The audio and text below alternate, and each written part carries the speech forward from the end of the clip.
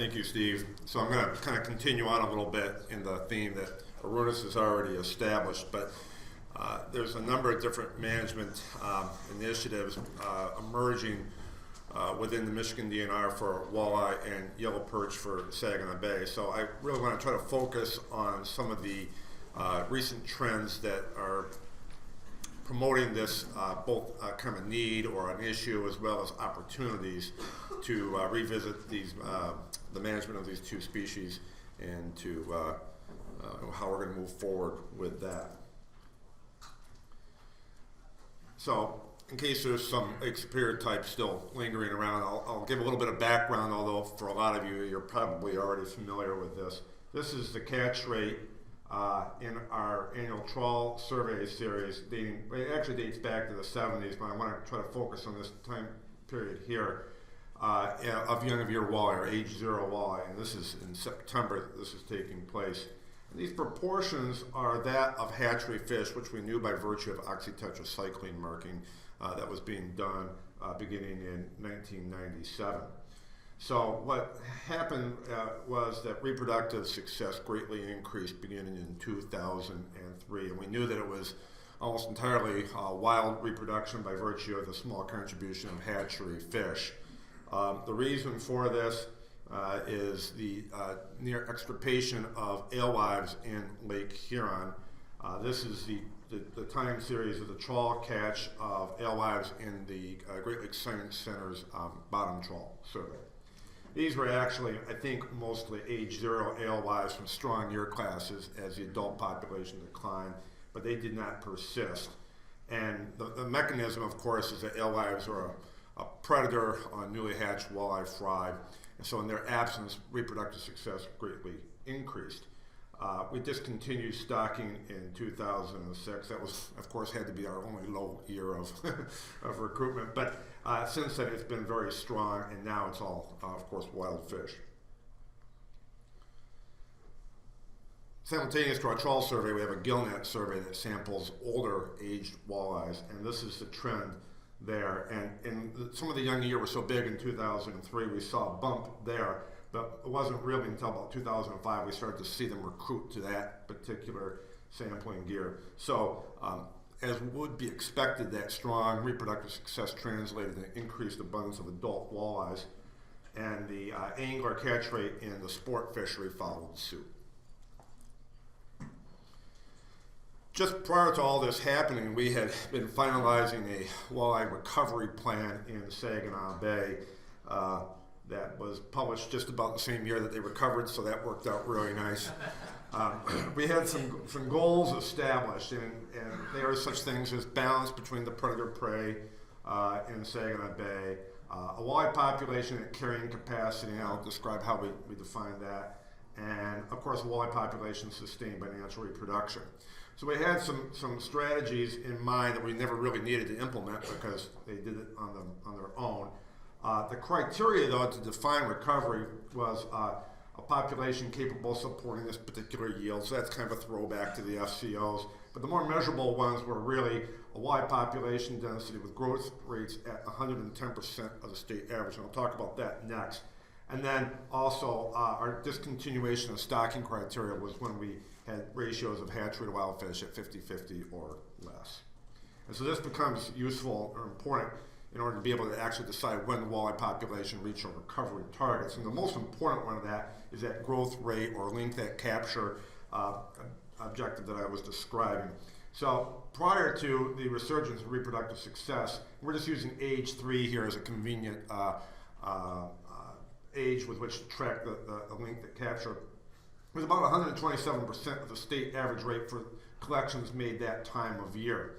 And so we said that once it reached 3 out of 5 consecutive years where the growth would decline to a target level of 110%, we felt like then the density was at capacity with the available adult habitat and the prey base. So we weren't really interested in slower growing walleyes. We're using that sort of as a surrogate with which to measure density and relationship and carrying capacity. And so that was achieved in 2009, and that's when we reached our recovery targets, and we declared that walleye stock recovered. So We have lots of walleye now today in the system. Let's switch gears and talk a little bit about what's going on with yellow perch.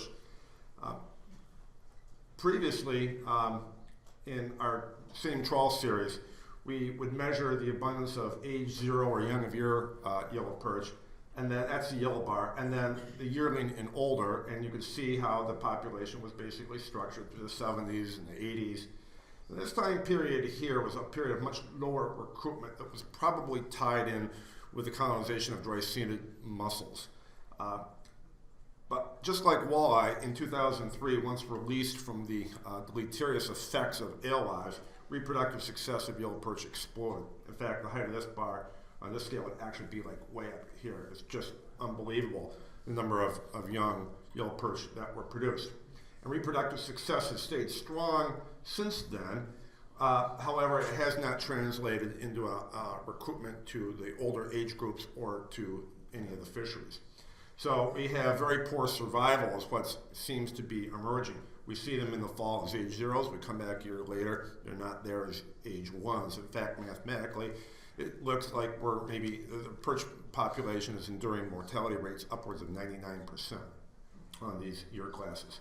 So something's broken. Where are the perch going? Well, first of all, the mortality rates of those few perch that do survive have been relatively high. This is total annual mortality estimated from catch curves, and we can see that it's been ranging between about 40 to 70%, most recently averaging about 64%, which for a perch population is not unsustainable, but in the absence of regular recruitment, you can see how the adults are going to quickly disappear. And so what have been the effects on the recreational fishery in the bay? Well, this is it here. The green line is yellow perch harvest, and this is angler catch rate, and has continually declined until today. They are virtually zeros relative to the much higher levels that were observed as recently as the 1980s. So for all practical purposes, the recreational fishery has collapsed today in Saginaw Bay. If we look at the state licensed commercial fishery for yellow perch in Saginaw Bay, it's followed a similar trajectory. This is yield in thousands of pounds here, so it's not adjusted for effort. And as a result, it's a little bit more flattened, but we can still see that today, or I think the most recent data here is 2013, it's about 25,000 pounds compared to some yields previously that were upwards of 300,000 pounds, so about a 92% reduction. So we can clearly see that yellow perch have become scarce, and both fisheries have essentially tanked. In fact, most of this remaining commercial yellow perch harvest is really just bycatch, and they're fisheries that's targeting whitefish. I don't think there's a lot of effort left for yellow perch. So where are the perch going? Well, we've been looking at walleye diets in our gillnet caught fall survey fish for some years, and the percent abundance looks something like this, where for a long time the diet was dominated either by gizzard shad or by alewives. So copias dominated the diet. There was a little bit of yellow perch, this yellow slice here, but all that changed in 2003. As walleye became very abundant, and so did young yellow perch, their diet shifted away to that. Well, partly that's because there was no alewives left for them to buffer that. Most of the alewives in the bay were age 0s that were using the bay as nursery grounds. These aren't adults. And then in the absence of alewives, the diet shifted largely to yellow perch. This here is some gizzard shad that are emerging as more prominent in the diet, but I really don't think there's a whole lot more shad in the system, as much as it is that now even the young yellow perch are beginning to become scarce, and so the diet's just shifting back to other alternative prey forms. It's interesting that, of course, historically we had abundant walleye and yellow perch in Saginaw Bay for more than a century, or for as long as records were kept. I hypothesize that before alewives were there to provide the predation buffer on yellow perch, it was probably cisco that historically played that role, where adult cisco would come in the fall to spawn. Their progeny would use the bay as a nursery grounds for maybe the first year. Walleyes would feed on those, and that's probably the mechanism by which we could have abundant perch and walleye. So although we've achieved recovery of walleye in Saginaw Bay, there was still some broken processes in Lake Huron and Saginaw Bay, and that there was historically a linkage between production in the main basin in terms of pelagic planktivores that used Saginaw Bay as a spawning and nursery ground, and we seem to have lost that. Cisco haven't come back to restore that process in the absence of alewives, and so now we're left with this situation where yellow perch have really become a forage fish. Well, walleyes aren't the only thing eating yellow perch in the Saginaw Bay. There's been a diet study of cormorant diet in the last 2 years, and Saginaw Bay is one of the last cormorant rookeries in the Michigan waters of the Great Lakes that hasn't been subject to any kind of management control. And as typical of these diet studies, what we see is that yellow perch figure rather prominently early in the year and then not so much later, or maybe again in the fall. The rest of the season is dominated by round gobies in this case, or some other forage. But if you do the math on the number of cormorants that are present and extrapolate that out for the number of perch that are being eaten, and we try to do the same thing for walleye, this amount of yellow perch consumption is about 78% as much as what walleye are eating. So the cormorants are a formidable source of mortality as well. But it's not even all just cormorants. You open up white bass, channel catfish, it seems like everything's eating these young yellow perch. So I'm not trying to single out necessarily any one predator, but we believe that essentially it's a predation problem that's preventing the survival of these young yellow perch. So this is what I showed you just a little while ago, the catch rate of age 0 yellow perch and the adult yellow perch. What's a little bit troubling to us is that here in 2014, now we're not even seeing very many young yellow perch. Previously, this was a good problem to have in that at least you have a lot of reproductive success, but they're just not surviving, which in some respects is something that can be more easily addressed than if you aren't even getting good reproduction in the first place. But now it doesn't even look like maybe in 2014 we're getting that. This is a curve fit to a stock recoupment function for yellow perch. This is empirically fit. Now, Mike Thomas and I have been working with Lori Ivan at QFC to explore the lack of stationarity in the stock recoupment function for yellow perch over time. In other words, there's a lot of other factors that affect this. In this case, I broke it out just by stock size, so we could just kind of isolate the effect of stock on recruitment. So it's more complicated than what this graph depicts, but this was fit to a Ricker curve and then estimated what the stock size is of yellow perch in 2013, and it's right here. So this says that we are way to the left of the stock recruitment function on yellow perch. Now, we've been really low before. For example, this virtually absent, there's this little speck of blue there in 2002, pulled off all this young of year recruitment. So the stock recruitment curve is very steep there for yellow perch. So I'm not really concerned that they're going to go extinct in Saginaw Bay. But my point in this is we think about management options to kind of dig our way out of this hole for yellow perch. One option might be to be more conservative with what few adults do remain in terms of the recreational harvest and the commercial harvest. Even if we have some error here in an order of magnitude, we're probably still to the left of this stock recruitment function.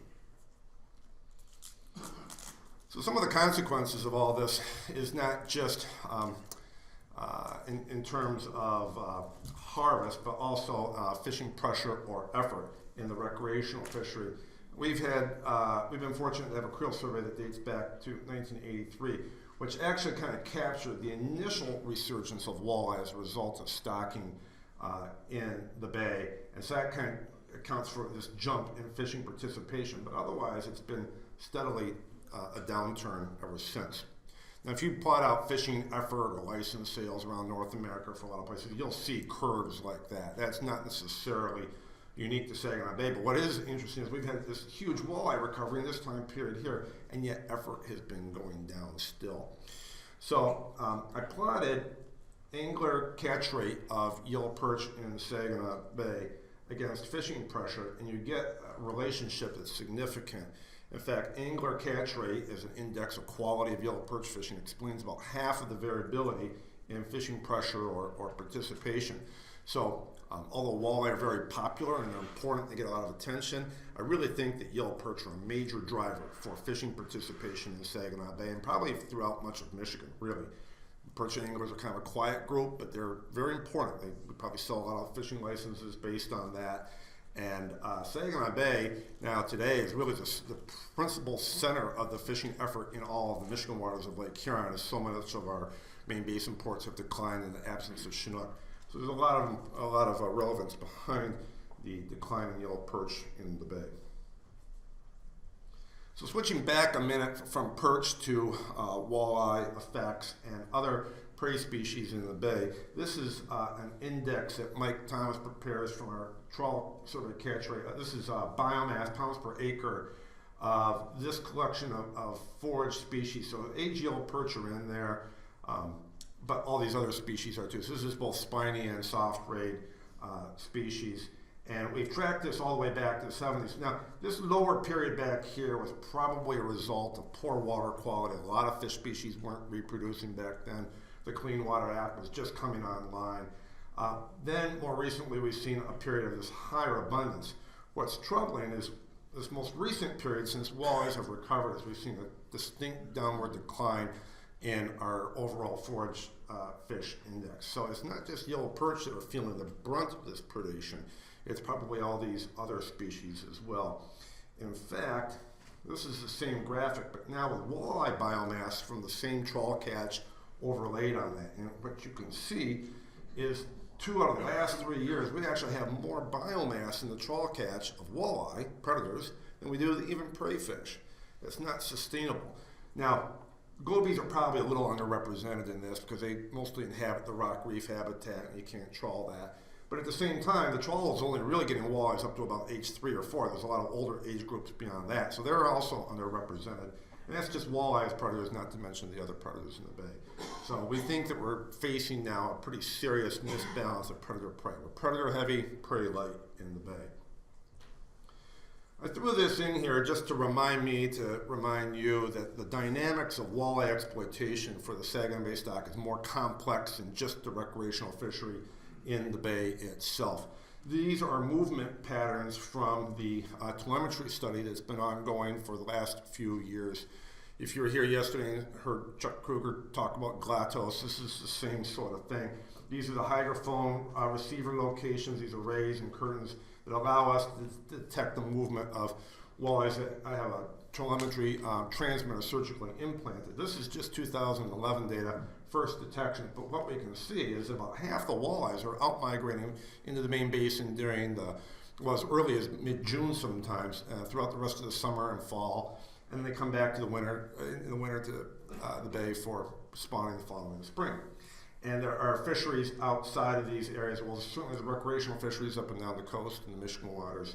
There's commercial harvest in the Ontario waters of southern Lake Huron main basin. There's a walleye bycatch allowance in the 1836 treaty tribal fisheries in the north. So it's more complex than just a recreational fishery. And we have a catch at age model that tries to reflect all this as we gauge mortality rates. But we haven't lost sight of this, that as we contemplate management options for Saginaw Bay recreational fishery for walleye, that there are potential implications for the other fisheries. We don't have an allocation sort of issue so far in Lake Huron like they do on Lake Erie, but we know from the catch at age model that the recreational fishery accounts for about 80% of the fishing mortality, total fishing mortality.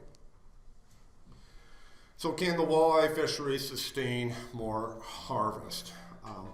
This is the exploitation rate estimated from our catch at age model.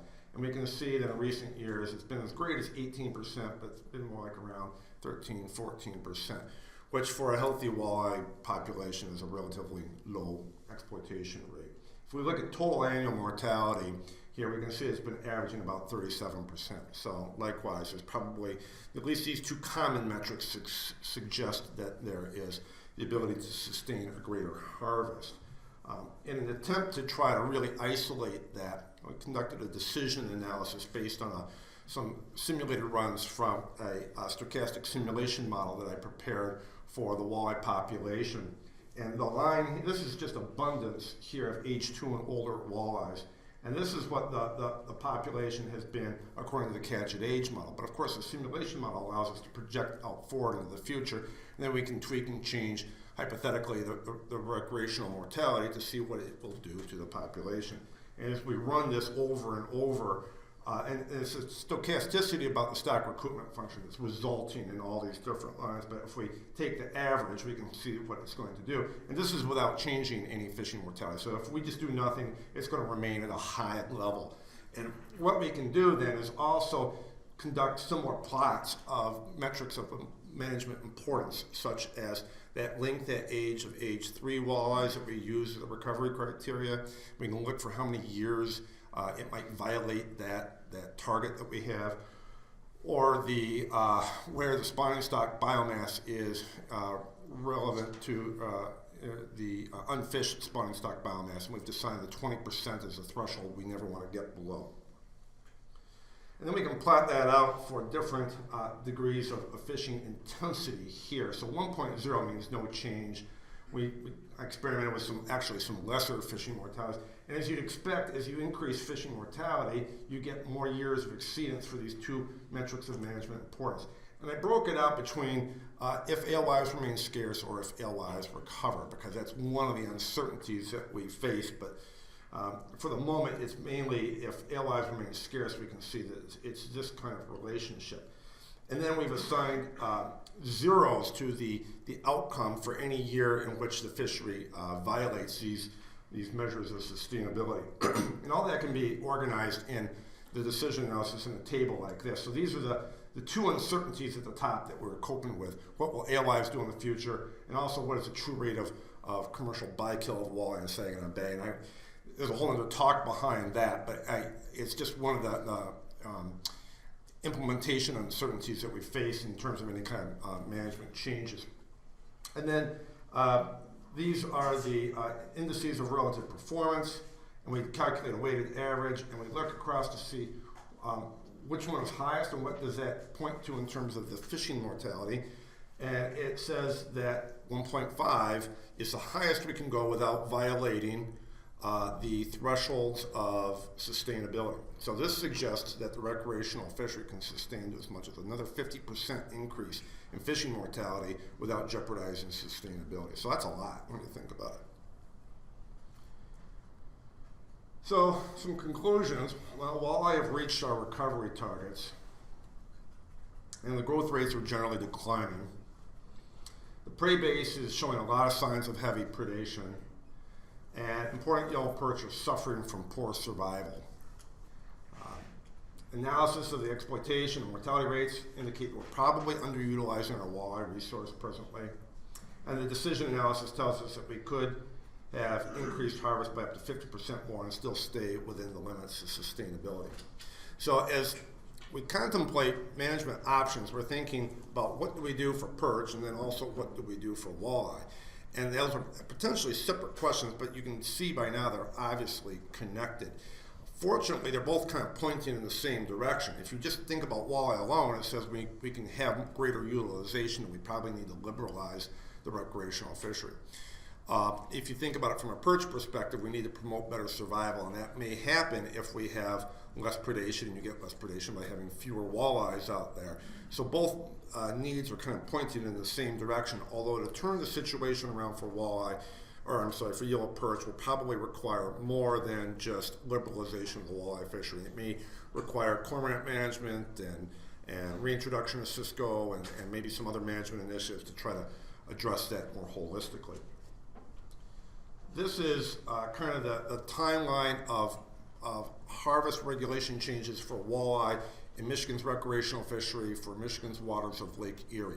We're kind of looking to this as sort of an example or model of what kind of regulation changes might be appropriate for Saginaw Bay walleye.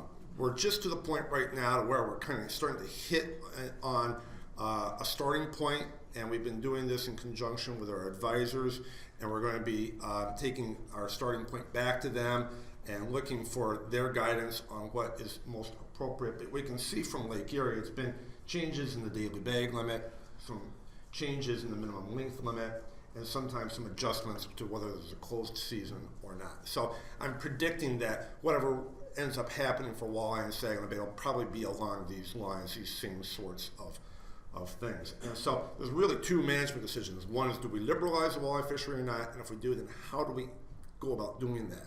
And I think the decision has pretty well already been made that, yeah, it's going to be liberalized.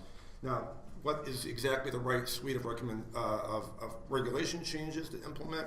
That's a little bit harder to predict. We don't really know what a different bag limit means in terms of fishing mortality, so there's a little bit of implementation uncertainty that's going to have to be trialed in different ways right at first until we can zero in on the most appropriate regulation. And like Lake Erie, it's probably going to have to change periodically as we continue to monitor and model the population status. Some important caveats. Well, we can't lose sight that half of the walleyes are out migrating from the rest of Lake Huron for part of the year. So as we think about how these regulations may play out over the course of the annual fishery, we got to remember that only half the walleyes are in the bay at certain times of the year. So we don't want to lose sight of that. There are at least 3 other walleye fisheries utilizing this same stock around the lake.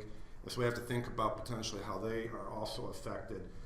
There's uncertainty over the regulation changes and how that would actually affect harvest, like I just described a moment ago.